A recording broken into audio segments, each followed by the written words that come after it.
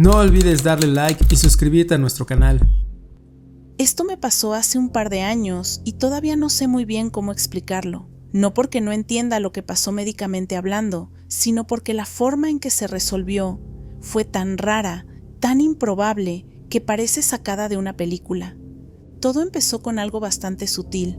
Me notaba un poco de presión en el ojo izquierdo, como si tuviera una pequeña inflamación por alergia o cansancio. Pensé que era algo común, me tomé un antihistamínico, me puse compresas frías y seguí con mi vida. Pero al cabo de unos días, esa sensación se volvió más intensa. No era dolor exactamente, era como si algo estuviera creciendo ahí adentro. Me miré al espejo y noté que el párpado izquierdo estaba ligeramente más abultado que el derecho. Al principio creí que me lo estaba imaginando, pero con los días se fue poniendo más evidente. La parte blanca del ojo se veía empujada hacia afuera y empecé a tener un poco de visión borrosa. No dolía, pero claramente algo no estaba bien. Fui a un médico general, que me derivó a un oftalmólogo.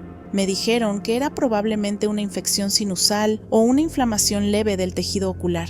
Me recetaron antibióticos y antiinflamatorios. Pasaron 2 semanas y nada. De hecho, empeoró. El ojo me empezaba a llorar solo, como si no pudiera controlarlo. Y lo más inquietante, la presión aumentaba cada día. Sentía como si algo estuviera empujando desde atrás. Volví al médico. Esta vez vi a otro especialista y después a otro. Todos decían lo mismo, que tenía que tener paciencia, que era una infección que el cuerpo acabaría resolviendo solo. Uno incluso insinuó que estaba exagerando. Yo ya estaba frustrada, ansiosa y empezaba a tener miedo de verdad. Después de la 4ª o 5ª consulta inútil, salí del centro médico furiosa. No podía creer que nadie se lo tomara en serio. Me fui a un restaurante cerca para despejarme y comer algo. Estaba sola, con el celular en la mano, tratando de no ponerme a llorar, cuando una señora mayor se sentó en la mesa de al lado. No fue una conversación típica. Ella se me quedó mirando un momento con una expresión que no era de lástima, sino de alarma contenida. Me preguntó si estaba bien, y yo, en vez de hacerlo de siempre, decir sí, todo bien, le conté. Le dije que tenía semanas con este problema en el ojo, que nadie me creía y que cada día estaba peor. Ella me pidió, muy seria, que me acercara un poco para poder ver mejor.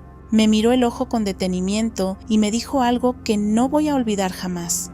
Tú no tienes una infección, eso es una masa en crecimiento y no deberías esperar más. Necesitas cirugía y la necesitas ya. Yo me quedé en shock. Le pregunté si era médica y me dijo que sí, que había sido cirujana orbital durante más de 30 años y que estaba de visita en el país por una conferencia. Me pidió permiso para hacerme unas preguntas y después de unos minutos me dijo que tenía un contacto en el país, uno de los mejores cirujanos especializados en órbita ocular. Me lo escribió en una servilleta y me dijo que fuera esa misma semana, que no lo dejara pasar. Al día siguiente llamé al consultorio del médico que me recomendó y por alguna razón me dieron una cita para el día siguiente, como si fuera urgente. Cuando me vio, confirmó lo que la mujer había dicho. Tenía una masa tumoral en crecimiento que estaba empujando el globo ocular desde atrás. Me hicieron estudios urgentes. No era maligno, por suerte, pero era necesario operarlo cuanto antes, porque ya empezaba a afectar el nervio óptico. Tuve la cirugía pocos días después. Salió bien. La recuperación fue lenta, pero efectiva. Recuperé la visión completamente y el ojo volvió a su lugar. No hubo secuelas, pero si hubiera esperado 1 o 2 semanas más, me dijeron que el daño podría haber sido permanente. Lo raro de todo esto es que nunca más volví a ver a aquella mujer. Intenté encontrar su nombre, averiguar si había alguna convención médica en la ciudad esa semana, pero nadie supo decirme nada. Ni siquiera sé su nombre. A veces me pregunto si realmente era una doctora o algo más, porque de todas las personas con las que podría haber compartido mesa ese día, justo me tocó con una especialista en órbita ocular, en un país donde ni siquiera vivía, que además estaba retirada, que vio lo que los demás no quisieron ver. No sé cómo llamarlo. ¿Coincidencia? ¿Destino? ¿Una especie de intervención? Solo sé que, de no haberla conocido ese día, tal vez ahora estaría ciega de un ojo. Y cada vez que me acuerdo, no puedo evitar sentir que algo o alguien me puso en su camino, o la puso en el mío.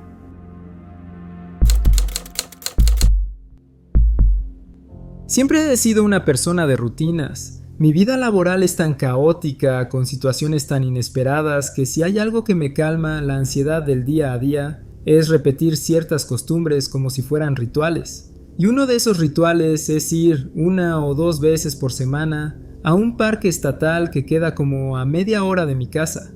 Es un lugar bastante grande, con 2 lagos conectados por varios senderos de caminata. Es tranquilo, verde y lo suficientemente apartado como para que se sienta como una mini escapada sin tener que manejar horas. Tengo mi ruta armada, dejo el auto en el estacionamiento del primer lago, que es gratis, camino unos cuantos kilómetros hasta el segundo lago, y ahí, si el clima lo permite, me meto a nadar en una laguna que está señalizada para nadadores. No hay mucha gente, lo cual me encanta, y después del baño me seco un rato y vuelvo caminando al primer lago. Es mi forma de desconectarme del trabajo, del ruido, del celular. Ese día no era distinto. Era verano, hacía calor, pero no sofocante, cielo azul sin una sola nube. Me llevé un par de snacks, agua, mi toalla, todo como siempre. Empecé a caminar a media mañana y llegué al segundo lago más o menos al mediodía. Me metí en la laguna, que estaba casi vacía. Solo vi a una mujer más, como de 40 y pico, nadando sola en una de las esquinas. Me llamó la atención que no hubiera salvavidas en su torre, pero como ya había pasado otras veces, no lo pensé demasiado. Estuve nadando un buen rato. Perdí la noción del tiempo, como siempre me pasa cuando me relajo. Después de más o menos hora y media, salí del agua y me senté en un pequeño círculo de piedras que suelo usar para secarme y tomar algo. Cerré los ojos unos minutos, escuchando los sonidos del agua, los pájaros, las hojas moviéndose con la brisa. Todo normal, hasta que algo se sintió raro. Primero fue el silencio, pero no un silencio normal. Fue como si alguien hubiera apagado el mundo. Abrí los ojos y la otra mujer ya no estaba. No se escuchaba nada, literalmente nada. No pájaros, no viento, no chapoteo del agua. Me paré, confundido, y noté algo más. La luz había cambiado, el sol ya no estaba. No había sombras ni luz directa, solo una especie de claridad grisácea que no venía de ningún lado. El cielo no tenía color definido, como si estuviera pintado de una mezcla apagada entre azul y beige. No parecía anochecer, pero tampoco era de día. Y lo más inquietante, no había transición. No era como cuando ves que se va haciendo tarde. Era como si alguien hubiera pasado de día soleado a crepúsculo sin sol en un clic. Me empecé a sentir incómodo, así que recogí mis cosas y comencé la caminata de regreso. A los 5 minutos ya estaba completamente alerta. El sendero, que normalmente es bastante transitado, estaba completamente vacío. No había nadie en kilómetros a la redonda. El silencio era total, no había ni insectos. Y no era solo eso, el aire no tenía olor, ninguno. No se sentía calor, ni fresco. Era como caminar dentro de una fotografía, una estática. Intenté revisar mi celular por si algo raro estaba pasando, pero no tenía señal, ni una barra. Me detuve un segundo, respiré profundo y traté de tranquilizarme, pensando que tal vez era una especie de tormenta solar o una falla técnica. Pero no, todo seguía igual. Lo más inquietante era que la caminata, que ya conocía de memoria, se sentía interminable. Cada tramo parecía más largo de lo normal, como si el parque se hubiera estirado. La sensación de estar siendo observado o de que algo no estaba bien se me pegó al cuerpo como humedad. Aceleré el paso, casi trotando, con una ansiedad que no podía justificar con lógica. No había ruido, no había cambios en el entorno, pero sentía que algo me seguía. No físicamente, sino como si una presencia invisible me estuviera observando desde algún punto del bosque. Era una paranoia que no me había pasado nunca. Finalmente, después de lo que se sintió como 1 hora, llegué al estacionamiento del primer lago. Y en ese exacto segundo, todo volvió a la normalidad. Sol en el cielo, bastante alto todavía, como si no fueran ni las 5 de la tarde.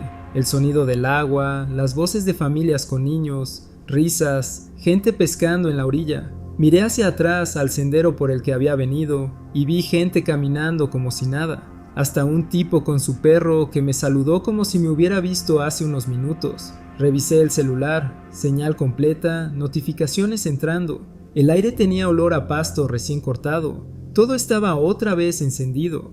Me quedé parado ahí, sin moverme, tratando de entender qué acababa de pasar. No podía haber sido una tormenta, ni un eclipse, ni nada parecido. No tenía explicación. La mujer de antes no apareció por ningún lado. No supe si realmente estuvo allí o si también había desaparecido conmigo. Fui directo a casa. Me duché, cené algo sin ganas y traté de buscar en internet si había reportes de fallas electromagnéticas, problemas atmosféricos o cualquier cosa en el parque ese día. Nada, absolutamente nada. Pareciera que estuve en un lugar distinto al que todos los demás visitaron esa tarde. Desde entonces volví al parque muchas veces y no me volvió a pasar nada extraño. Pero cada vez que paso por ese tramo del sendero, camino un poco más rápido, por si en cualquier momento todo pudiera apagarse otra vez, o pudiese pisar una grieta en la realidad, y resbalarme por un momento a otra versión del mundo, una donde todo está en pausa. No sé dónde estuve durante esa hora, pero sí sé una cosa, no fue aquí. Trabajo como asistente domiciliario para personas mayores. Ya llevo varios años en esto, y aunque a veces es emocionalmente pesado, también es uno de los trabajos más humanos que existen. Con el tiempo, uno se encariña con ciertos clientes, sobre todo con los que ves seguido. No se trata solo de ayudarlos con sus tareas diarias o asegurarte de que tomaron la medicación. Muchas veces soy su única compañía real durante el día. Una de esas personas era doña Teresa, una señora de unos 80 y tantos años, muy lúcida para su edad. Vivía sola en una casa modesta, pero bien cuidada. Siempre estaba con su batita de flores y le gustaba que le alcanzara sus galletitas de limón mientras charlábamos un rato después de que le ayudaba a bañarse o a acomodar la casa. Nos habíamos agarrado cariño. Era una visita fija en mi rutina semanal y aunque sabía que estaba delicada de salud, nunca pensé que el final estuviera tan cerca. Ese día llegué como siempre a su casa pasadas las 9 de la mañana. Toqué la puerta principal y escuché con claridad su voz desde adentro que decía: «Pasa, querida, está abierto». No era raro. A veces le costaba caminar hasta la puerta, así que me dejaba entrar. Empujé la puerta, entré, cerré detrás de mí y fui directo al living. Me senté en el sillón de siempre, dejé mi bolso en el piso y esperé a que saliera del dormitorio. Pasaron unos minutos y no salía. Le hablé en voz alta: «Doña Teresa, ya estoy acá, ¿todo bien?». Nada. Me empecé a preocupar. Me levanté, fui hasta su habitación, golpeé suavemente, pero no había nadie. Revisé el baño, la cocina, toda la casa estaba vacía. Y no me refiero solo a que ella no estaba. Había un silencio raro, como si la casa estuviera demasiado vacía. Ni el tic-tac del reloj de pared, ni el ventilador encendido como siempre. Me recorrió un escalofrío. Pensé que quizás la habían llevado de urgencia al hospital y alguien se olvidó de avisarme, aunque me parecía raro que no suspendieran la visita. Llamé a mi coordinadora para ver qué pasaba. Ahí fue cuando me congelé. Me dijo que justo le acababan de confirmar algo. Doña Teresa había fallecido esa madrugada en el hospital. Estaba internada desde la noche anterior por complicaciones respiratorias. No lo podía procesar. Pero escuché su voz. Me dijo que pasara. La escuché clarito. Mi coordinadora no supo qué decirme. Me pidió que saliera de la casa y que esperara afuera por si venía alguien de la familia. Yo salí temblando. Revisé el celular como 5 veces para asegurarme de que no me había confundido de dirección. Pero no. Era la casa de Teresa. Mi bolso seguía en el sillón. La puerta había estado sin llave, como siempre. Pero ella no podía haber hablado. No podía haber estado ahí. Más tarde llegó una de sus hijas con un par de sobrinos. Me saludaron con cara triste, pero normal, como si nada raro hubiera pasado. Les conté lo de la voz, bajito, con cierta vergüenza, pero me escucharon en silencio. La hija solo dijo: «A veces mamá decía que iba a despedirse, que no quería irse sin decir un último hola». No volví a entrar a esa casa. Desde esta experiencia, parte de mí aprendió que, a veces, lo imposible pasa.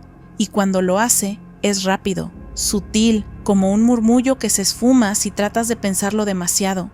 Nunca sabré qué fue lo que escuché ese día, pero fue su voz. De eso estoy segura.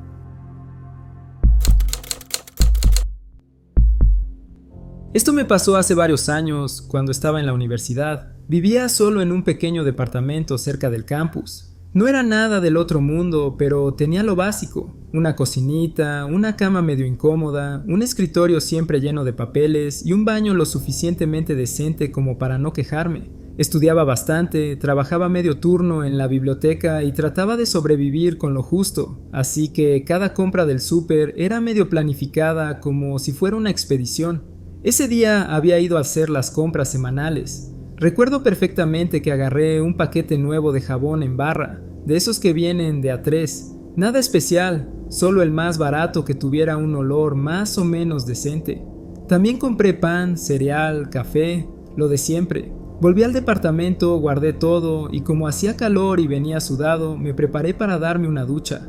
Abrí el agua caliente, me lavé los dientes mientras se templaba y abrí el paquete nuevo de jabón. Saqué la primera pastilla, la típica, blanca, con forma ovalada, toda perfecta, y la llevé conmigo a la ducha. Todo normal hasta ahí. Entré al agua, empecé a enjabonarme como siempre, disfrutando esa sensación de jabón nuevo, esa que no vuelve a sentirse igual después del primer uso. Pero justo cuando me estaba aclarando la cara, con los ojos cerrados y el agua cayendo, el jabón se me resbaló de las manos. Lo sentí escurrirse y esperé el clásico clac contra la base de la ducha. Pero ese sonido nunca llegó. No hubo golpe contra la losa, ni rebotó contra la cortina, ni hizo ese ruido sordo cuando pega y se desliza. Nada, solo silencio y el agua cayendo. Abrí los ojos, parpadeando por las gotas en las pestañas, y lo primero que hice fue mirar al suelo. No había jabón. Pensé que debía haberse deslizado hacia una esquina o quizás salido de la ducha, así que me agaché, aparté la cortina, revisé todo el perímetro. Nada. Apagué el agua y me puse a revisar como si estuviera buscando un anillo de oro. Moví la alfombrita, saqué el tacho de basura, revisé detrás del inodoro. Incluso metí la mano por el desagüe por si de alguna forma improbable se hubiera ido por ahí. Nada. Desaparecido. Como si nunca hubiera existido. Tuve que abrir la segunda pastilla del paquete para poder terminar de bañarme. Y sí, después de eso estuve un buen rato sentado en la tapa del inodoro, envuelto en la toalla, con la cabeza en blanco, tratando de entender qué carajo había pasado. No era cansancio, no era distracción. Lo tenía en la mano, se cayó. Desapareció. Punto. Durante semanas después estuve atento por si aparecía en algún rincón improbable. Pensé que quizás con el movimiento del agua se había escurrido detrás del mueble del baño o se había pegado a algún lado. Nunca apareció. Y no era un baño tan grande como para que el jabón pudiera perderse en un punto ciego. Lo revisé todo. A veces pienso en eso como algo tonto, insignificante, pero no puedo sacarme la idea de que ese momento no fue normal, no fue una simple caída, fue como si el objeto dejara de existir en ese instante y algo lo hubiera sacado del plano. Y por más que hayan pasado los años, cada vez que agarro una pastilla nueva de jabón, me acuerdo. La sostengo más firme y cada tanto reviso con el pie que siga ahí, porque aunque suene ridículo, todavía me intriga a dónde fue a parar. Y lo más raro es que nunca me volvió a pasar. Solo esa vez, solo esa pastilla.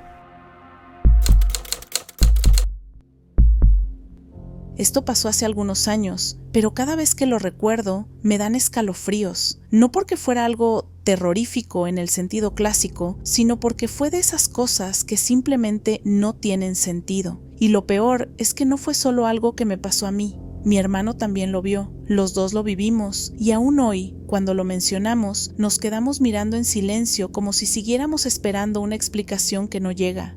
Yo estaba en 5º grado cuando mis papás decidieron cambiar el número de teléfono de la casa. No fue nada del otro mundo, simplemente cambiaron de compañía telefónica y les asignaron uno nuevo. Me acuerdo porque mi mamá tuvo que llamar a todos los tíos y abuelos para avisarles del cambio y a mí me daba un poco de nostalgia porque me sabía ese número de memoria desde que tenía uso de razón. Era el típico número que marcabas corriendo cuando querías que tus papás te fueran a buscar a una pijamada o cuando perdías algo en el colegio.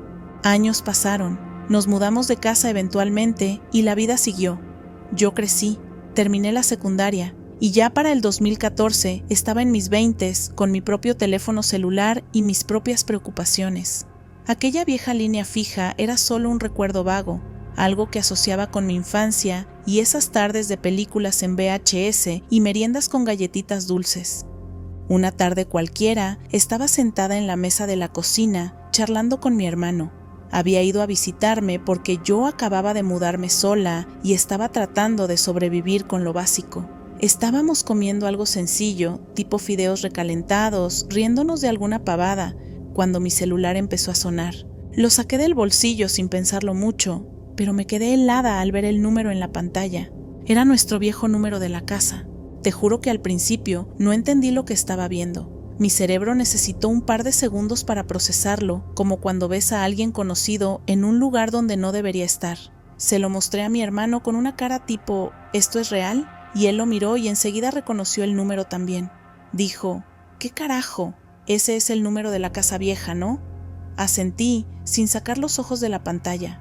Obvio, traté de contestar. No sabes la adrenalina que me subió en ese momento. Estaba nerviosa, confundida, como si al otro lado pudiera estar hablando conmigo misma de chiquita, o yo qué sé. Pero justo cuando apreté para atender, la llamada se cortó.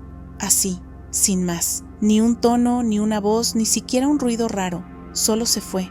Me quedé mirándolo como si el teléfono fuera a decirme algo. Como si, por alguna razón, esa llamada tuviera algún tipo de propósito. Inmediatamente marqué el número de vuelta, sin pensar. La respuesta fue una grabación automática. Este número ha sido desconectado o no está en servicio. Lo escuché 2 veces, lo volví a marcar. Nada, el mismo mensaje. Mi hermano se quedó callado un rato, con esa expresión que mezcla confusión con un poco de miedo, como cuando ves algo que sabes que no deberías haber visto. Y me dijo, «Tú también lo viste, ¿no? ¿Era ese número?» Lo confirmé. Los dos recordábamos exactamente los mismos dígitos. No había margen de error. Y para que quede claro, esto fue antes de que existieran todas esas apps raras para falsificar números o hacer bromas telefónicas. Además, ¿quién tendría ese número? Estaba dado de baja hacía años. Esa noche no hablamos más del tema. Fue como si los dos necesitáramos fingir que no había pasado nada. Pero lo cierto es que ninguno de los dos pudo dormir bien. Con los años lo hemos traído a colación un par de veces, siempre con la misma sensación, incredulidad y un poquito de temor, porque no fue un sueño, no fue una confusión, los dos lo vimos y todavía no sabemos qué hacer con eso. ¿Fue un error de la red? ¿Algún fallo técnico? ¿Puede ser? ¿Un cruce de líneas? Raro, muy raro, porque ya no era una línea activa. ¿Una broma pesada? Improbable. Nadie más conocía ese número y no hay forma de que alguien lo haya falsificado justo ese día, justo en ese momento.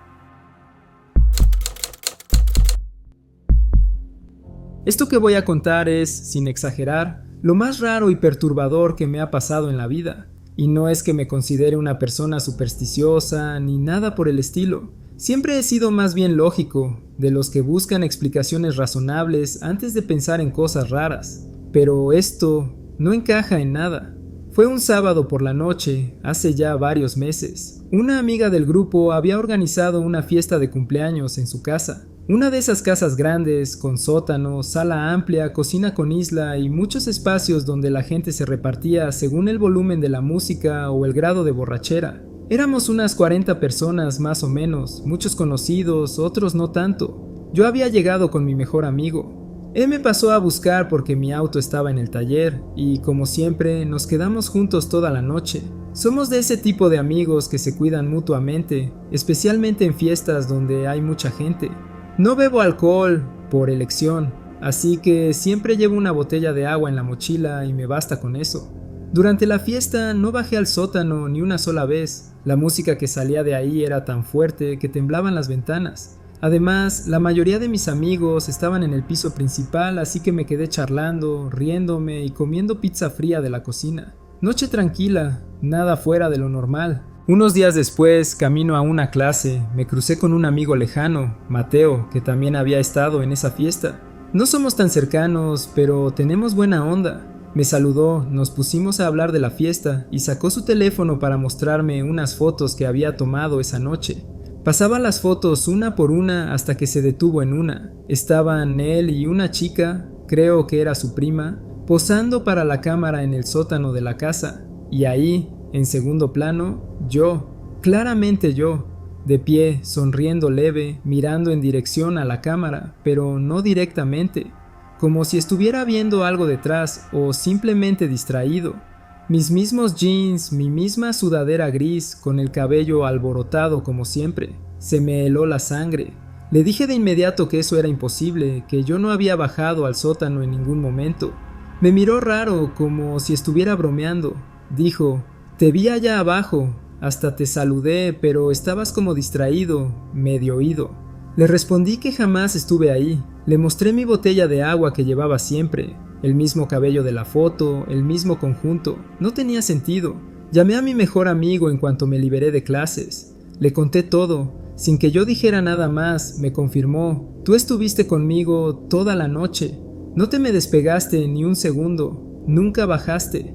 Volví a mirar la foto. Era yo. No había forma de que no fuera yo. Pero también sabía con absoluta certeza que no estuve allí. Y no estaba drogado, ni había bebido, ni me ausenté en ningún momento. Esa imagen me persiguió por días. Dormía mal. Soñaba con escaleras al sótano y gente que me miraba desde rincones oscuros. ¿Cómo explicas que tú mismo estés en un lugar donde no estuviste? Intenté racionalizarlo. Pensé, quizás alguien muy parecido a mí. Quizás es una distorsión en la foto. Pero no. Cuanto más la analizaba, más claro era. Ese era yo. Incluso había una pequeña cicatriz en la ceja derecha que solo yo tengo y que aparece apenas con cierta luz. Estaba en la imagen. Lo que más me desconcierta no es la foto en sí, es lo que dijo mi amigo, que me vio, que me habló y que no reaccioné, que parecía como distraído. ¿Quién era esa versión de mí? ¿Por qué estaba ahí? ¿Y por qué yo no lo recuerdo? Nunca más volví a esa casa. De hecho, evité cualquier otra fiesta por meses. La foto la eliminó, según él, porque le dio mala espina. Y yo, hasta el día de hoy, no tengo forma de explicar lo que pasó. Pero a veces cuando paso por un espejo o me veo en una foto, me quedo unos segundos más de lo normal, como tratando de asegurarme de que soy la única versión de mí que existe. Antes de terminar este video, queremos darnos la oportunidad de saludar y agradecer a nuestra comunidad de tenebrosos. Valoramos mucho su apoyo. Cada suscriptor, cada comentario, cada like nos motivan a seguir creciendo y mejorando. Ustedes nos dan la oportunidad de hacer algo que nos apasiona. Y recuerden que si tienen una historia para compartir con nosotros, no olviden enviarla a nuestro correo electrónico que está en la descripción. Nos vemos en el próximo universo.